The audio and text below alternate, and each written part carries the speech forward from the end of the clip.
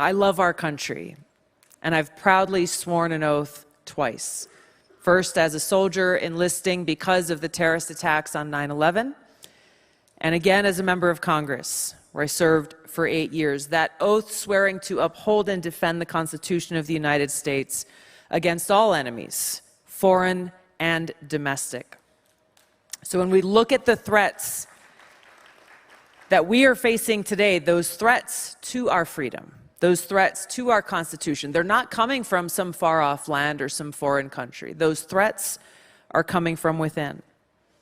And they're coming, unfortunately, from people who do not share our love for this country, who don't share our appreciation for our God-given rights and freedoms that are enshrined in the Constitution. And so they are willing to sacrifice all of it in their ambitious and selfish hunger for power.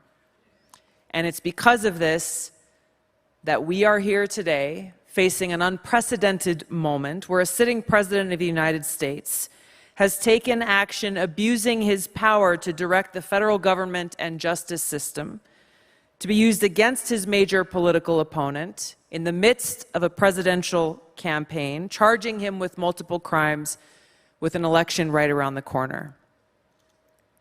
This is not something that should happen in the United States of America.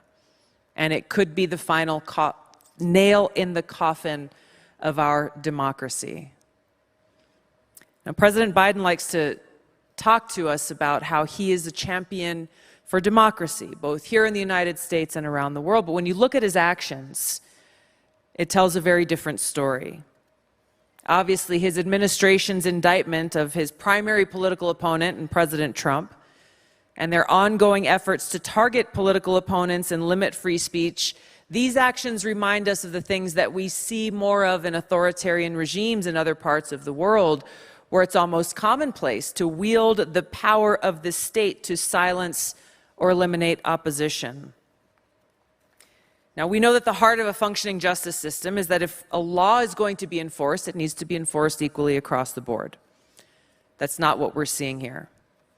So my question for Biden supporters and the TV talking heads and pundits who are celebrating this indictment of President Trump, saying, hey, no one is above the law, my question for them is, where were you when James Comey decided not to charge Hillary Clinton with any crimes, even after speaking at great length about her many offenses, mishandling high-level national security documents?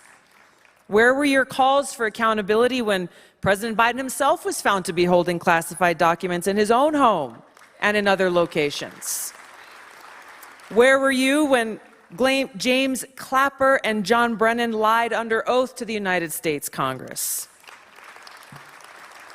And what about the accountability for the 51 senior former intelligence officials who intentionally made this baseless public statement at the behest of the Biden campaign with the specific intent of withholding information, the content of Hunter Biden's laptop, from voters, labeling it as Russian disinformation? How many times have we heard that before?